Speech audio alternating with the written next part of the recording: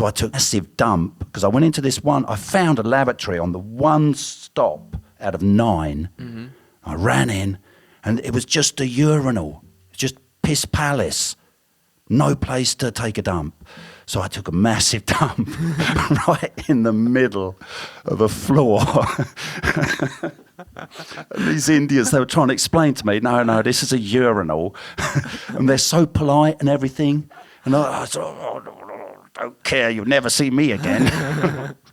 I'll never become famous. Yes, all the way from Germany. Ja, ich nicht wahr? And then so I took a mass down and ran out.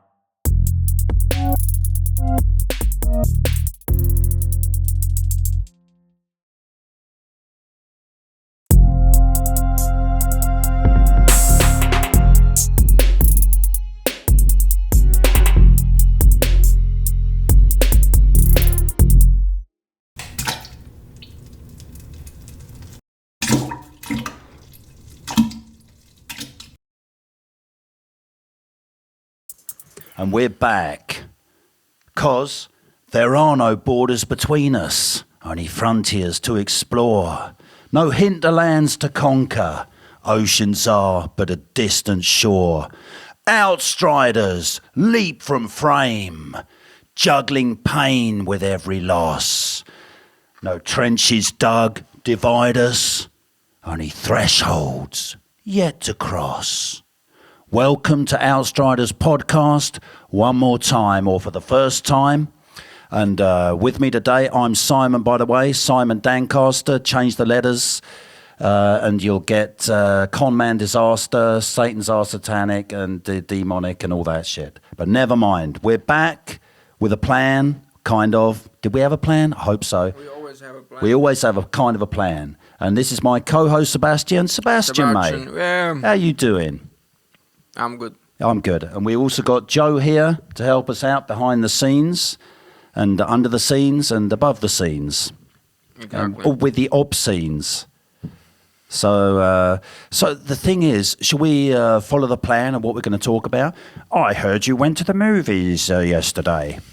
And I told you not to. I warned you. Yes, I did. I haven't seen the movie, but it's one of my superpowers. IMAX. Yeah, I can smell. Gladiator Too. I can smell a turkey from a mile. Oh, you saw it on IMAX. Big screen. Nice. Mm-hmm. Yeah. It was epic. So you had chariots just coming out at you, huh? Triremes flowing through the screen. No, sharks. Yeah, I know. Sharks and crocodiles. No crocodiles. Oh, no crocodiles. I thought I saw a crocodile in the trailer. No. Yeah, but how? The thing is, if you're going to fill the better tell. The movie was Gladiator 2. Mm-hmm. So, and it's obviously a crap movie. Ridley Scott has totally lost the plot. And because when they filled the Colosseum, which they did historically with water so they could have fake or real sea battles, Yep. salt water. That you can't get enough saline content to keep a shark alive in so much volume of water, because they got the water from the Tiber, from the local river, and that's fresh water running down in the floods months from the mountains out to the sea. So they didn't fill it up with salt water. A shark has to move constantly, be in constant motion. If it stops, if there's not flowing water past a shark, it suffocates, because that's how they breathe. Oh, I didn't know that. That's one more reason it's a crap movie. But I always found these logical fallacies in all the movies I was watching. Sure. That's my curse. And many times I see the plot from the very, like... You can tell who done it. Few instances, like, okay, I got the whole thing. And when I was a kid, many times I said it, I said it like, this is how it's gonna end. And have you done the exact lines just before they're spoken?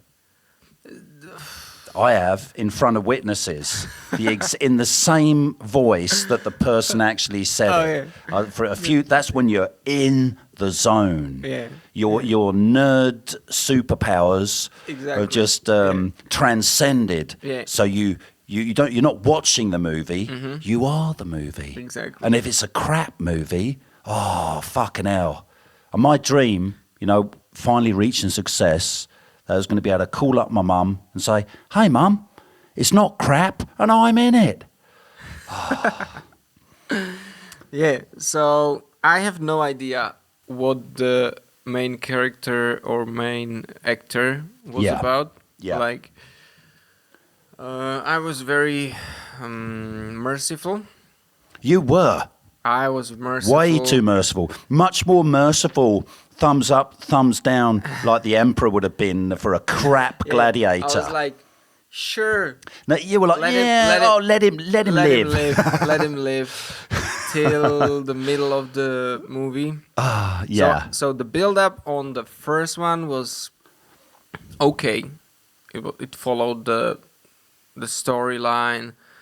The same storyline as the first movie. 80% of the plot of this Gladiator 2 was the same as Gladiator 1. Yeah, so if they followed Big battle at the beginning. the rest, the 20%, it would be great. You reckon? Yeah. Still be annoying though that they. But No. but I get you. So with this type But of, still, not very original. in my opinion, like the Gladiator is the best movie ever. Oh, really? In my opinion, yeah, it's I like. didn't know you held it in such high esteem. I mean, I loved the original. And so my question is like, how are you going to make a better movie than like already the best Than movie perfection. ever, right? It's like Life of Brian 2. It just it couldn't happen. So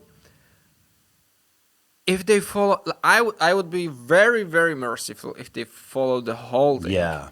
But this 20%, so the first part of this 20% showed up in the middle of the movie when the one emperor kind of killed. Oh, spoilers, one. by the way. Spoilers. Spoilers. Sorry, like it's. You can't spoil something that's already smells not, spoiled. Yeah, exactly. It's Yeah, not good. it's spoiled. It's just not good. And No, another one. no. And another thing. They didn't. The storyline and the character build up. No character build up. Like. Where is their motivation to do what they're doing? Exactly. And Crap there was motivating forces. No. Like there were two emperors, and there was no additional character to build up.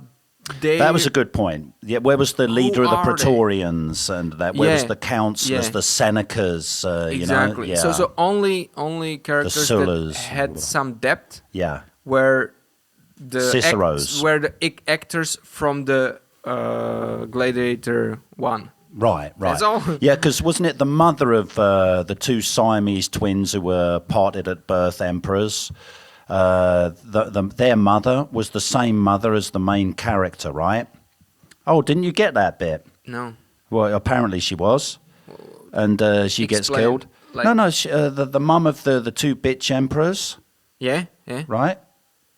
She was the same actress from the previous, who was the mother of Commodus, who was the Joaquin Phoenix got killed, right? I believe. Yeah. And it was the same lady actress playing the mum now for the two bitch emperors that came up, right? No. Wasn't it? Okay. No. I've got some of my reviews confused. It was his sister. Oh, his like sister. Lucille. All right, sister. Yeah. Okay, I got it. Yeah, And right. she's That was the relationship. And she's a mother Yeah. of. The main character, isn't she? No, he was Lucius, and what was her name? I No, I think she was haven't seen it. Lucille. Yeah. Anyways. Lucilla. Lucilla. Yeah. So yeah, Yeah. and it was these actors from the Gladiator 1 were there, or all the kind of senators and so on and so it was actually very good, and they were able to keep the energy for like the first half of the movie was just good. Okay. Yeah. Well, that's the memory berries, isn't it? You know, like South Park says, member. Yeah. Some member berries. It's just. And it's good. Yeah, That's what sure. they should have done. Sure, So they did it. Sure. Great. Yeah. But then. And instead of Russell Crowe, you've got a rusty sparrow. Yeah. Yeah. And another thing. The emu has landed. Like the energy of the movie, the main character, and I could forgive them that they didn't put so much attention on the Lucius, the gladiator. Yeah. Because they needed to develop his character. They should have done it. Well, but the main character for first third of the movie was the general Acacius. Yeah, Pedro Pascal. Yeah, Peña from Narcos, you know. Yeah. Escobar. Agent Peña. Yeah, exactly. Yeah. So he was good in that. Yeah. And he did a decent job, like great. And then the focus shift on the gladiator. Yeah. So, but until the point where the Denzel Washington. Well, Denzel played Denzel brilliantly, or so I heard. A true thespian. With range of Denzels. He was great. That would impress any Denzel. He played Denzel to the hilt. Stupidity. Yeah. To like side character play or act better than the main one. Like, why the fuck you doing it? Well, so he totally took over the energy of the movie in the third, which is like, if they created this tension between him and well, they had a fight though, didn't they? In the end, yeah, but it was he didn't have to. He's some old guy fighting a young guy. Exactly. And he didn't have to, but he did it. And then the plot armor caused him not to be killed straight away. Mm-hmm. So I've done my spoiler research. I don't know exactly the physics of it. Yeah. But if you have... He had impenetrable plot armor on. Which is kind of bullshit in my opinion. Yeah. Because if you are in water, because he was like this much... Close to the mic, mate.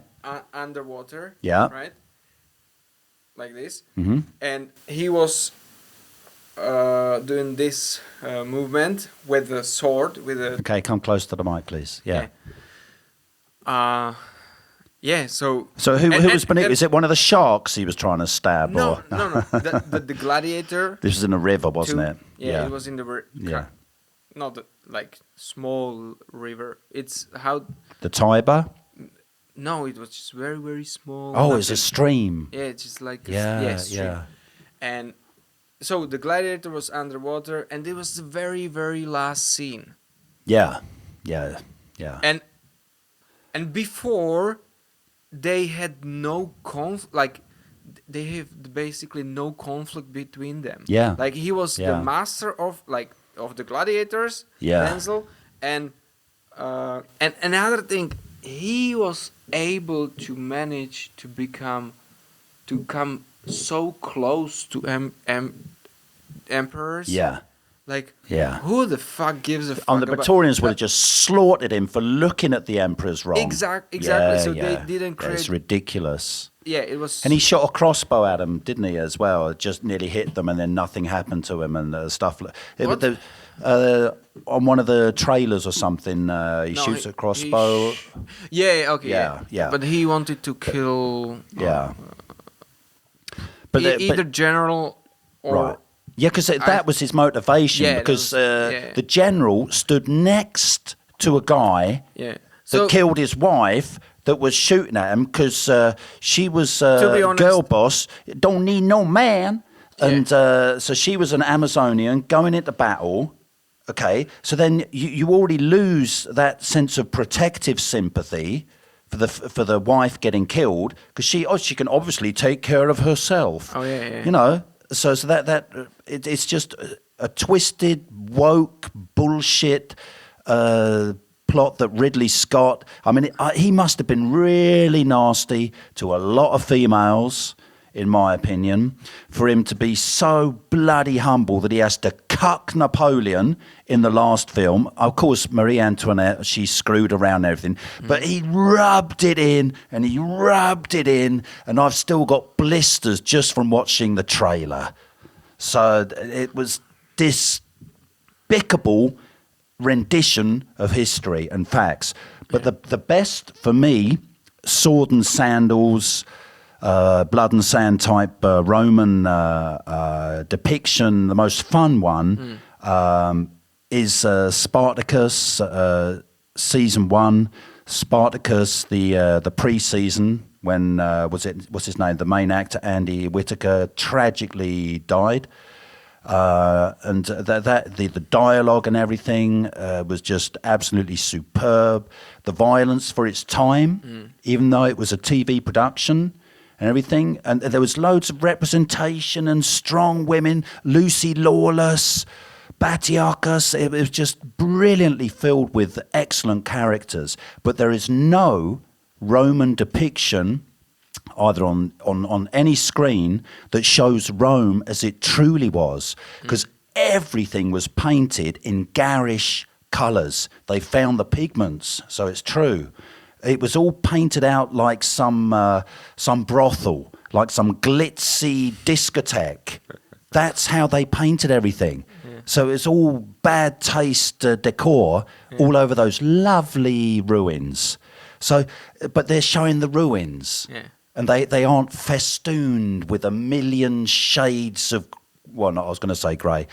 I was going to say gay, actually. But of the United Colours of Benetton, a rainbow, a resplendent kaleidoscope type thing. Yeah. And no film has had the budget for all those pigments. But, you know, the thing that really did it for me when I saw the trailer, right, I'm going to give you a hint. Oh, look, a rhino. Fluff. Oh, mate, that's not how you stop a rhino.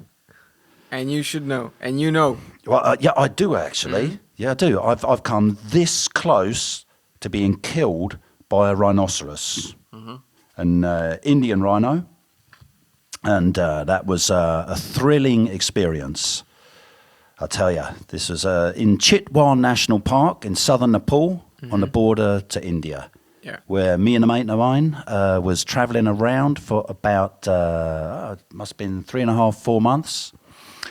And it was the best of times and the worst of times, I must say. I'm going to give you a hint about the worst of times kind of thing. With the rhino, that was one of the brilliant bits, almost being killed by a rhino. Yeah. Oh, brilliant, brilliant, brilliant. So we was up this spindly tree. I was about this high. Can you see it? This high off the ground. So my legs were sticking out. And this 3-ton bastard, they got small phallic objects sticking out their heads, you know. But 3 tons of Panzerwaffen vehicle stürming you, blitzkrieging you straight away. And it looks like they're wobbling. But they're really quick. They've got these huge bodies and these little stubby legs. Yeah. They just turn them and they go immediately in another direction. So it's a force of aerodynamics. Yeah. So he is swerving this way and that, and he went straight for the tree. And I was, I can't talk myself out of this one. I was going, I'm fucked.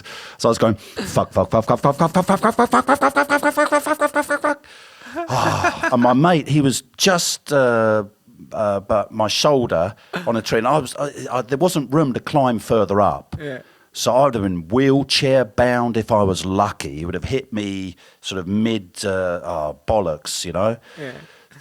So my friend actually took a photo, and you see sort of my leg and this big grey mass next to it. So the last second, this fucking rhino just swerves. You know, I should have jumped on its back and tamed it, but I didn't think of that. he wouldn't have noticed me. I'd have been like a tsetse fly on the rump of a rhino, you know. He wouldn't have noticed. Yeah. And so the ground was shaking. Everything was all blurry. And then my friend, he took a couple of photos of the hugest, fattest arse you'd never want to wake up to sitting on your face, pounding away through the jungle. And he made a mess. And he was smashing down trees bigger than ours on the way, you know. And afterwards it was like, yes! Oh, we went back to the cab. Everyone was so jealous. Oh, we took a picture of an antelope bouncing, you know, prancing through the undergrowth. Oh, we were so lucky. I believe this twig is a venomous snake, you know. And it's like, we let them all talk. Yeah. And I said, yeah, I'm nearly killed by rhino. What? Oh, the looks of envy and jealousy. Oh, that was brilliant as well. That's great. Because, but the shitty bits of India, I'll give you a clue. When you look at the map, what does it look like that's hanging down from the Himalayas? That subcontinent, it kind of looks like a turd, okay? It looks like a piece of shit hanging out the arse of Asia, doesn't it? And I'm going to look at it right now. Yeah, check it out. It looks like Asia's taking a giant shit, doesn't it? You know, Africa's one of the legs. There you go, yeah. It's too tiny to be a Hindu penis, even though apparently they have the smallest ones, according to science. They're not my words. I've got great respect for Hindu culture, Indian culture, everything. It's like Europe times 10 in a way. The most brilliant artwork, temples you can stumble across in just some small village. And it's everywhere. Yeah. I mean, if you filmed downtown Mumbai, right, that would be more like ancient Rome was, in the garishness and the colours and the sense and the spectacle of everything of life around you than anything in Europe could ever be, which was meant as a compliment, although it might be, but the Jesus Christ, it was back in my meat-eating days. So, you know, I had to spit out the feathers of this one chicken. You know, it was still squawking down my throat while I was eating it. Oh, Jesus Christ. It wasn't quite done. And so you get the shits, and it's like vomit or puke shitting. You know, it's going out of both ends at the same time, like smashing in high-pressure hose. So after these 3.5, 4 months, we got back to England, and my mum and dad met us at the station, and they said, "Oh, God blimey, looks like you've been to Auschwitz for 4 months, lads." We were haggard. We were drawn. My mate, he lost about 10, 15 kilos. I didn't have much to spare, so I'd lost about 5, 6, 7. And, you know, right at the end, was up in Kashmir. I got one of these boats on Lake Dal in Srinagar. It's in the middle of a war, but it was brilliant, you know, beautiful. So many contrasts in India. So I'm just saying, I recommend it. It's an experience. Really is. I don't know if it's the same, because this was in like the 1800s when Britain had to put a footprint on the world when we was getting an empire. So no, this was about late 80s, And it might have been sport now, I don't know. It might be, you know, safer now to brush your teeth in tap water. But I wouldn't go swimming down. We saw corpses. Oh, bloody hell. Floating down where we were going to go for a dip. That was the Ganges that went through Varanasi, the holy city. And we went to the burning ghats and saw the corpses. And if you were rich, you had a whole band dance around where they you cremated your body in that, and people, you know, throwing offerings and stuff, really nice.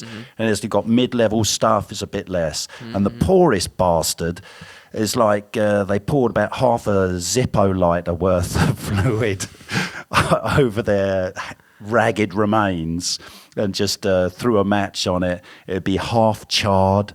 And then the dogs, the packs of dogs, that was the most dangerous beasts in India, was the dogs. Wow. The packs of dogs would come and take a chunk out. And this is, well, not everything made it to to the next reincarnation or whatever it is, you know. So because some Or of it's they in took- the belly of a beast. They took other route, you know. They took another route. That's true. Yeah, there are many ways to nirvana, or not nirvana in Hindu stuff, or the reincarnation cycle. Yeah. But so yeah, India was great. Have you seen tigers? Oh shit! Yeah, that's right. Oh no, the brilliant thing was we was on this slow. It was in Chitwan National Park again, and we'd already experienced the rhinos. So I thought, oh, that's nothing's going to top that, you know. And nothing quite topped it.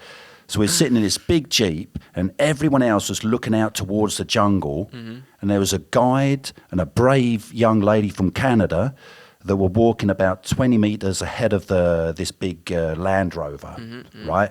And there was scaffolding on the Land Rover so that people were up and looking out towards the jungle. And I was partaking in a couple of bang sweets, sort of cannabis sweets and that you eat one, nothing happens. You eat two, and you shouldn't eat more. But if you do, and suddenly it goes bang, and you're massively stoned. So I was massively stoned, and I was just staring ahead, sitting on the end of this Land Rover. Well, everyone was ready with the cameras. Oh, tiger, tiger, tiger, tiger, tiger, tiger. That's the big thing, you know, see a tiger. And then all of a sudden, I see this like someone in orange and black pajamas jump out, a fucking massive tiger. Just one leap, it was suddenly in the middle of the road track, just right in front of the guide and this lady. And it turned around and looked at us, and I was going, chit, chit, fuck, chit, chit. And I said it in Norwegian, you know, Tigger. Oh, the wonderful thing about tigers, you know, like Winnie the Pooh. And I was going, fuck, I couldn't get the words out. And people were looking up at me. So they missed it. And then the tiger just leapt out of frame, and it was gone. Before people tiger, and they all looked around, and there was nothing there. And people were really pissed off. Fucking stoned English bloke, you know. And then I was starting to get doubts. Oh, did I see it? Oh, was it a hallucination? Oh, these bang sweets. I shouldn't have eaten 3. And then the guide turns round, cool as a cucumber. And so does this Canadian lady. Turns around and they nonchalantly walk back. I think she was in shock probably, but he was just smiling like nothing had happened. So cool and collected. And I go, tiger, right? You saw it, tiger jumped right in front of you. And he goes, tiger? What tiger? And I just felt the animosity, the anger just emanate from everybody. But then, to my great relief, he sort of broke down laughing. I said, yeah, did you see it? And I was the only one that did. So that made me super popular. Yeah, no, there wasn't any extracurricular activities on that trip, I tell you, mate. No, I'd have done better with the wildfowl in the woods. So India was great, yeah. Great. You're true outsider. I was outstriding all the way through India. So, I was almost killed by a pack of dogs. You know, So I should have been killed. I used up loads of my reincarnations just on that one trip, I think. But enough of my India travails. I'll tell you, I wrote a diuretic diary of all my shit experiences. And there's this one 18-hour local bus ride trip. Oh, that was the 27-hour one. Oh, we were going to go so ethnic. Oh, we were young and dumb and naive. We were going to do it the Indian way. Yeah. But we didn't have the strength and fortitude to do it the Indian way. You know, they're used to it. You know, they have the immunity systems and all that. We just shat ourselves out. The one time I was so sick after a burnt Indian chop suey, a burnt chop suey in Jodhpur. I was thinking, that's strange. A Chinese restaurant in the middle of the desert here in India. Oh, I have to check this out. Oh, God, I should have known better. So it tastes a bit burnt, but maybe that's the spices. I was so hungry. Where's the bang sweets again? I had the munchies. So I ate the whole fucking thing. Oh, and the next day my innards were just twisted. So then we had a 22-hour bus ride down through Rajasthan and that. And, bloody, that was a nightmare. That was the closest I think I've come to death and beyond. I wanted to die. And one time I remember I was so parched because I just sweat and shit and vomited every drop of liquid from my entire body. Yeah. And it started raining. I couldn't believe it. Well, fucking hell, we're months away from the monsoon. And so I just stuck my head out the window. Oh, pure drops from heaven. Oh, and then I remembered 2 stops ago, they'd shoved a bunch of living goats on the roof. So I was imbibing goat's piss. And that didn't make me feel any better. Oh, it was awful. I remember running one place we stopped. The white, proud Englishman conqueror, a representative of the Raj. Careful with that bag. It's worth more money than you make in a year. You know, the attitude. I didn't have it. So I took a massive dump because I went into this one. I found a lavatory on the one stop out of 9. Mm-hmm. I ran in and it was just a urinal. Just piss palace, no place to take a dump. So I took a massive dump right in the middle of a floor. And these Indians, they were trying to explain to me, no, this is a urinal. And they're so polite and everything. And I said, don't care, you'll never see me again. I'll never become famous. Yes, all the way from Germany. Ja, ich nicht wahr? And then so I took a mess down and ran out, and I was ripping off pieces of my Indian clothing, pajamas, to wipe myself. Another time I ran into this because you had a chai break every hour. You jump off the bus and try and find somewhere to take a shit, or you take a chai, cup of tea, or a bite to eat if you were feeling suicidal. So I ran into these stalls. Didn't know where I was. And thought, at last, a place without people, because there's people everywhere. Yeah. So there's no peace. You can't find a quiet place to take a dump. But I found one. So I was sitting down, and I was squeezing away, and the relief. I mean, my buttocks are clenched normally so hard, push me off a building and I'll break the ground. So just, the sense of relief. And all of a sudden, these 3 piglets, I mean, there's a reason they don't eat pork, you know?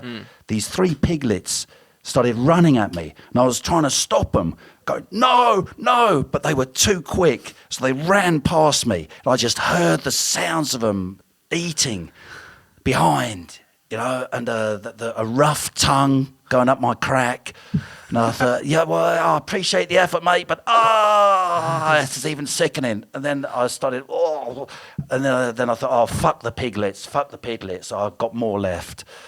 And then the big mama pig, the sow, she comes in. I thought, fuck that. So I gave her a right hook. I'm an animal lover, consensual, as you know. So I felt bad about that.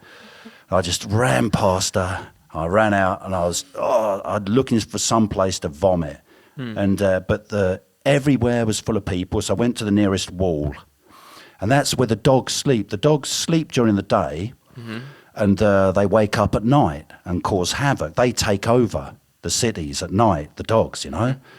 And so I just vomited this green stuff. I mean, if the Hulk ever puked, that's what it would look like. It'd be gamma vomit, gamma puke, you know. So I was vomiting away. The dogs were sleeping, and this one dog sort of half wakes up, looks at me with these bleary, sore-infested flies buzzing around eyes. And then he looks around, and he starts licking my burnt chop suey gamma radiation puke. And so I was going, then I started collapsing. So I was trying to grab hold of parts of the wall, and I went along a whole row of dogs just puking, because, you have to deliver out your largesse to everybody you can. Whole line of dogs. And then the Indian people just walking around like, one of those crazy foreigners again is eating some of the local fare. And then I can't remember getting onto the bus. I'm surprised they didn't leave me. Yeah. But they dragged me on the bus again. And by that time, my cool Indian pajamas suit thing was just in tatters. So I looked like a bedraggled husk of a tramp. I didn't exactly represent the Raj very well. Yeah. But enough of me. So what you been up to? India. Yeah. Oh, yeah. So, yeah, India was great, mate. Yeah, India was great. Recommend it. That's crazy. And other stuff happened that was nicer. Mm-hmm. I thought I was going to get killed by a shark in Goa. I was out in the waves, up to my nipples, stiffing in the saline breeze. And then, you know how it is in a movie? Just a few waves away, this triangle comes up, right? It's like, doo-doo, doo-doo, doo-doo. Oh, you go straight into Jaws. Yeah, exactly. Oh, so I just grabbed my bollocks, and so you won't get those without a fight. And just scared stiffly. It's like, fuck. That was my normal reaction to like nature striking back. And there's another one I can't talk myself out of. And then I don't know how long it took, but then further distance away, a dolphin just does one of these graceful dives, and he turns around, and I swear he was laughing at me. He goes back in the sea again. But I was out of there. I couldn't bathe the rest of the day. Just the day. Well, yeah. That's good. That's good not bad. recovery. There's hardly any PTSD to talk about. I repressed everything, and it's for it to come out later, which is another story. Definitely. Yeah. So India was great, mate. I recommend India most of the way. It's probably got a lot cleaner and more hygienic now. Probably. Most probably. So since they are doing these calls, like all the call centers. yeah. So it's a call center for the whole world. Well, they're massive now. They've got such a big middle class. Business. Yeah, they got a massive business and that. So they're ahead of the empire, the old empire, the old Brits. Bollywood. They've beaten us in cricket for years and years and years and years. Bollywood, like you say, massive film industry where the Brits are the bad guys. So we always get a job. And so India's forging ahead. They're probably, I think them and Saudi Arabia are the biggest importers of weapons, but they're developing their own arms industry. So, yeah, really great. More weapons in the world, but there's some of them Indian made. So homegrown. Great. Homegrown lethal machines. Pakistan wouldn't stand a chance now. They, if they had another war. Yeah.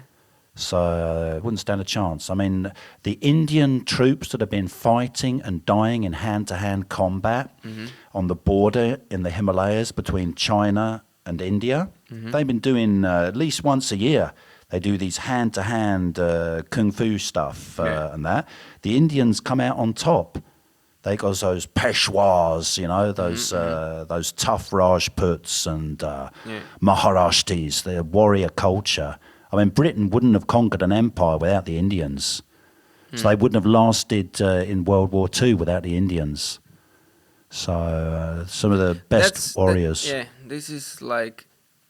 the Sikhs. Admirable about English influence at the time of start of colonization. They've been making deals. Yeah.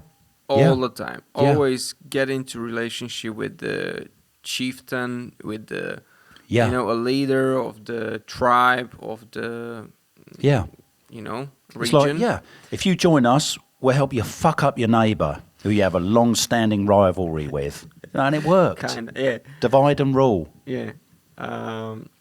It was much, and there is a point here, and what Spanish did, what Portuguese did. It was all about like, oh, we're gonna bring you Christianity. Yeah, Brits didn't give a shit, did they? Well, it was the 3 C's. Was it civilization, Christianity, and there was one more. The 3 C's: culture, cultivation, commerce. I think it was commerce. Yeah, probably commerce. And so there was the difference, and the Dutch and English. The Dutch, the Dutch, they were really, commerce driven, yeah. They had the 3 independent states. So after they held off the Spanish legions, and so they really fought for their independence as well. Yeah, and they were tough. The India Company, which was the Dutch East India the first Company. One that was the Dutch, first one, yeah. And then English. They had the Spice Islands, didn't they? They had Indonesia. So the Dutch had the Spice Islands to circumvent the Silk Route, the Silk Road, and the Mideast it's never come back after their trade commerce monopolies were circumvented by maritime trade. Definitely. Yeah, I mean, shit. We'd have China would never have got all that opium if it wasn't for the Brits. So we got a lot of tea, which was nice. Yeah. And when I came to England when I was 16, I couldn't understand how and why you pour milk into a tea. Oh, right, right. Like, what are you doing? Yeah. You don't have lemon? Something tasteful. Sugar and lemon. That goes into tea, not milk. Sure, it does normally, doesn't it? If you want a milk, you pour yourself a milk and you put like, a Nesquik. Yeah. Like some chocolate in there or whatever. Yeah. At least the Indians, when they make chai, they boil up the milk as well. But just imagine putting cold milk into tea like the Brits do. That's pretty crazy, really. I mean, it's like the same. If you put milk in green tea, then it tastes. So it has to only be black tea, doesn't it? Black tea. Yeah. But I saw like people pouring milk into any tea, but whatever. But what I observed at the time was like, wow, like these people are much more. If I compare it to Slovakian society, these people are much more relaxed, much more positive, and polite. The miserable English? Well, polite, because you're afraid of starting a fight. No, but it was refreshing. Yeah, no, but a lot of there is a friendliness and a jokiness and that. Yeah, absolutely. But you think when you see because they must be uglier on average than the Slovaks. They're smaller, they're paler, their teeth are worse, and so you think, how the fuck did these people conquer more than half the world? But that's how they did it because no one viewed them as a threat. Probably. So it's like they come and crack a few jokes. Oh, you see the match the other day? Give him a bit of team culture there. Yeah, you need to you need to become really good in what's politics. It called? Unveiled themselves or something. Yeah. Yeah, they knew how to play the game. They played the game. Better than any other. Well, for all the shit the Brits did, we did invent the modern concentration camp. That's true. And the Calcutta Africa, the boring war. The boring war, it took us too long to win. And we had to do 2 of them as well. The red coat thing wasn't a good idea. It's like those fucking mandrills on the savannah. They could see a Brit from Mars. I can see something. I can see something red over there. Come on, Pete. Let's fire a shot and see if it runs. South African. But the Boer War was really boring. And But my point, my point being that okay, we invented the concentration camp, focus, and then we did cut out slavery from the world. We defeated slavery, and it cost 17,000, probably most of them Irish and Welsh, and probably not that many English lords that died, but there was 17,000 members of the British Navy that perished fighting against slavery. Okay. So we did put a stop to the strictest definition of slavery. Yeah, the Roman kind. Good job. Good job. Yeah. What did the Brits ever do for us? You know, we did stop slavery, and we gave the world English, lingua franca. Yeah. So the most bastardized language in the world. I'm grateful for it. I'm exceedingly grateful. It's like being born with two right hands. Exactly. You can milk two udders just as quick. You can fill. You must know about this in Slovakia. Imagine being born with two right hands in your village, and you go down to the dairy. You'll be milking all the cows double as quickly as anybody else. But of course, Not me. What? Milk two cows at once? Yeah, like they had these. Yeah, he was milking. Cows. Yeah. Well, I was born. My two best mates were farmers' lads. Yeah. So, but we never milked each other either. But yeah, there is a cool story. A circle of my jerk would be grandpa. weird. Just no, forget it. Yeah. When Germans during the Second World War came. Achtung Schmetterling. So they were asking around the village, like, if somebody has the... Does someone want to invade the Soviet Union? No. If they had, the equipment for horses. The bridles and the harnesses. Everything that comes, and somebody told them about my grandpa's family. Mm-hmm. So the soldier came to his house, and he was like, I don't know, 16, 17 or something. And he was like, yeah, it's up there in the stable. Yeah, in the stable. Right. And there was the the steps or the path? The steps up. And he was like, yeah, just go on. And he was like, no. And he said, like, if there will be hidden Russian, then he will piff, he will shoot me. No, you got gun, you go first. Shit. That sounds the same thing they did to my wife's father, who died at the age of 99. Yeah. And when he was a young lad, probably not much younger than your grandpa, there was a barn that when the Germans invaded Norway, they took over their farm, and they were in this barn, and the father of my wife's father, the farmer, he was really worried that the Germans were smoking cigarettes in the barn. It was full of hay, so he was worried about a fire. Not worried about burnt Nazis, but about his, his barn. And so he sent this 13, 14-year-old to go and tell, okay, he's got less of a chance of being shot. So it's still a bit, I don't know. So he sent him to ask the German soldiers to be very careful when they were smoking cigarettes.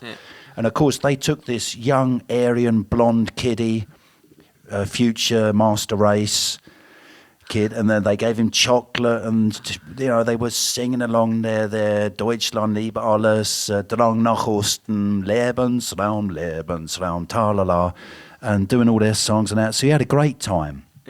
So that might have affected part of the reason he turned out a bit right-wing. But so that was a happy ending. But it was dangerous times. Dangerous times. So my grandpa... Yeah. He goes after this German soldier. Yeah. And he opens the door. And my grandpa just pushes him in. Yeah. Closes the door and runs. What, to the German? Yeah. That was brave. That was brave. That was really brave. Yeah. Then he was hiding, like, around the village maybe for a week or something. Week, 2 weeks. Yeah.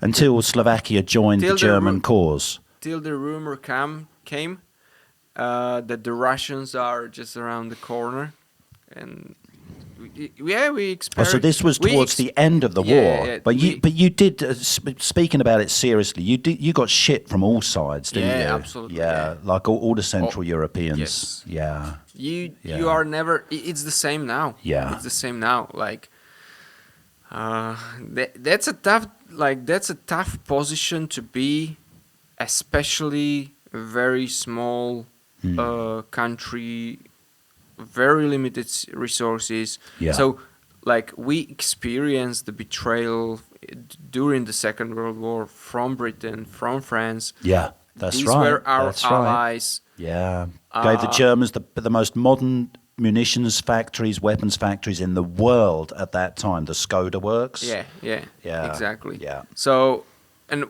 so we talk shit, or at least me, in Slovakia. Most people, I guess, talk shit about the president.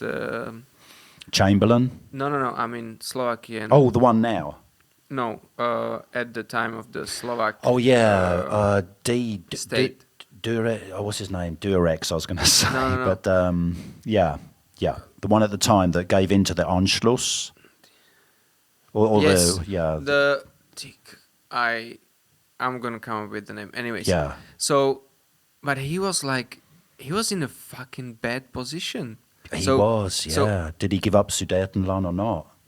No, it was like there was Czechoslovakia, right? And we had agreement. First thing, they gave up the Sudets to Germans. Yeah. Without like any objection. The British, basically. De Valliere and Chamberlain betrayed them. So, and Beneš. No, Beneš. that was before. That was the Czechoslovakian. That was the Czechoslovakian. Yes, at the time. But in Slovakia, there was this priest. Oh, right. There was this priest who became president, and he was persecuted by the Czechoslovakian government. Yeah. Because they were afraid that he would claim Slovakia's independence. Yeah. And when first time came the proposal from Hitler, he refused. And then the Czechoslovakian government put him into jail, him into jail, and then Hitler came again, like, here is the deal. Ultimatum. Either you do it or you do it. Yeah. And there is no other way. If either you Trump do it or Biden or somebody else will do it. And what a choice. Yeah. So it wasn't our decision at the time. And so if you think about it this way, similar now, and the thing is, in Slovakia, we have this idealized perception of Russians. Oh, did you? So it was quite positive towards the Soviet Union, or was that Russia? Russia in general. In general, yes, because it's a Slavic language. It's a big, powerful nation. Yeah, and this goes to Ludovic Tur. It's the guy who envisioned independent Slovakia. Right. He established the language, he established the language. And what year was this about? This was 18. Oh, that recently, 1800s. 1850. Napoleonic times. Yeah. He died about 1850 or something. Oh, right, yeah. As a young guy. Yeah. So he envisioned this, and so at the time he was looking like, where is our salvation comes from? And he was like, okay, these fuckers on the west, they, it's a different world. There is, so he had this ideal of a Slavic union or brotherhood or sisterhood or brotherhood. Yeah. He saw Russia as a big brother. Yeah. Who will step for. Well, that's the same with the Serbia. Yeah, it's as the well. same. You know, any help against the Turks, you know, because the Russians they had to fight wars against the Ottomans. And while the Brits and French were just helping them. I think Russia took very, very different course thanks to communism. Yeah. I see Russia as a very different place under the Tsar before than with the communistic ideology. Yeah. Because it went it went really bad. And before it was a monarchy, sure, but after the monarchy, it became like total ideological totalitarianism. Yeah, and like we're gonna kill you because. So this perception that Russia is the big brother, and then there are people who, you know, the thing is, it's about freedom. If you value freedom, like as a value, as a long-term strategy to your life, then you don't want anybody. You know, you don't want to be under influence. You don't want to, you don't want to be under the communistic regime. No. But if you don't care, if you just give me a bread, give me a butter, and give me a flat where I can live. Yeah. That's all I care about. Yeah. And there are people like that everywhere. Yeah. And if you do this even with the force, then people will get used to it. And even those who would fight for their freedom in the beginning, after 20, 30, 50 years it's just out of brainwashing. It's brainwashed out of them, it's gone. Yeah. So it has to be rekindled, that spark of wanting freedom. Yes, exactly. Yeah. And I would say this is what Slovakia is at right now. Mm-hmm. There was the push against the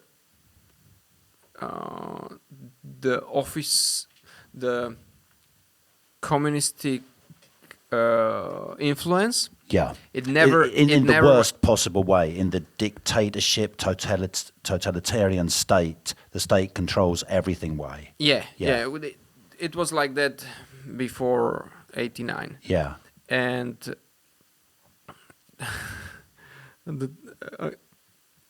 it was a velvet revolution. So what they did, these politicians, they just they were wearing. What color was it? This red. Look, they had this beautiful red coat on them. Right. But from the inside, it was blue. Ah. So after the revolution, they went like, take it down, turn it other way around, and now we're blue. Yeah. So these fuckers. So it's the blue revolution. So these communists, they just changed the code. Yeah. And I see. Yeah, because it's the same people in power. The same thing that happened with the selling off of the industries and the the oligarchs. Yes, still the same guys. The apparatchiks become the oligarchs. And in some way, it's still the case. Well, it's happened all over, isn't it? Yeah. It went.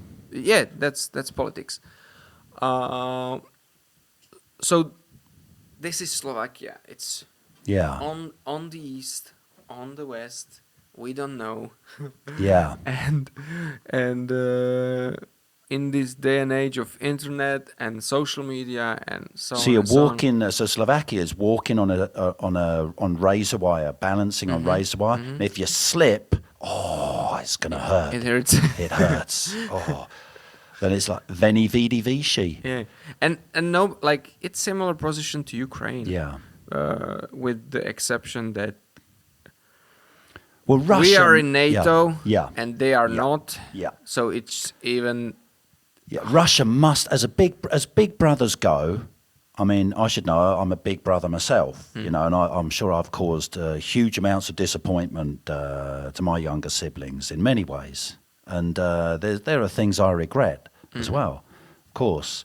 But as big brothers go, I mean, Russia, I mean, some drunken, impotent slob who's beaten up his wife and children for years and years, just got out of prison again, back on the smack. He's just come home to steal your record collection so he can sell it for another fix. That's the type of big brother the Putinite